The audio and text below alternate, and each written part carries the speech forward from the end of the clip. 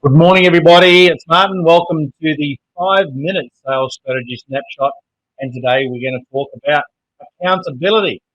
And that's one thing that I'll just start my screen share with you guys. I want to talk to you today about one thing, which is accountability. Now, over the past few weeks, we've spoken about budgets and setting budgets from the ground up. We've also spoken about last week was setting key performance indicators, meaningful ones that you can hold your team accountable to. And the secret is in the accountability. And I've got to admit to everybody that this is something that I struggled with for quite a few years in my sales management career was holding accountability. Because when you hire a salesperson, you assume that their skills and you assume that their experience will mean that they'll be able to manage themselves, right? And they don't need to have that accountability.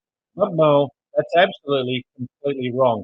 A fact that I learned to my detriment over many, many years. So, a few things about accountability. Number one, sales teams require leadership, strong leadership. Sales teams require targets, KPIs. Sales teams require challenge. Sales teams get off on challenge. Sales teams like teamwork, and sales teams also need accountability. Now, in regards to accountability, a few things. You cannot hold anyone accountable for a target that cannot be measured. So if you can't measure it, and if the salesperson hasn't agreed to it as part of the KPI, as part of the job description, then it's very hard to hold someone accountable for it. The other thing to do when you're talking about accountability is set targets that are realistic, yet challenging, that also gets team buy-in. So you've got a KPI now, you've got a target that can be measured, and they're realistic, they're challenging, and you have a team buy-in. So from accountability perspective, what is next? Well, from my perspective, this is where the gold is. Number one, daily, if you're in sales management or a business owner who doesn't have a sales management, daily check-ins with each individual. Now, it doesn't have to be a long check-in. I'm talking about 1 to 2 minutes. What did you agree to do yesterday? What's done today? Done, not done. I then engage weekly huddles for all of the sales team. And a weekly huddle for all of the sales team might only be 10 minutes full duration. And this is where you have herd accountability in front of their peers. What did you do? What did he do? What wins did he have? What wins did you have?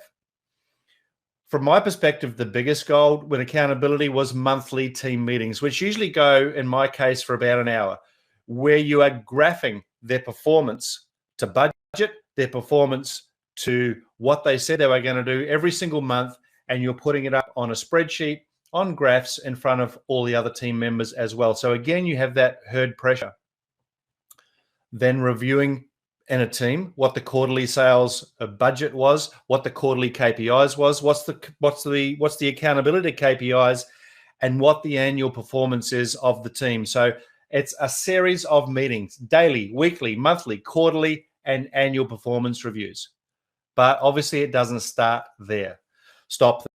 So the first thing in regards to anything that you see as a sales manager, as a business owner, that's not quite right. If KPIs aren't being met, if things that the salesperson say they're going to do that are in their job description aren't being done, set clear, firm boundaries right at the start.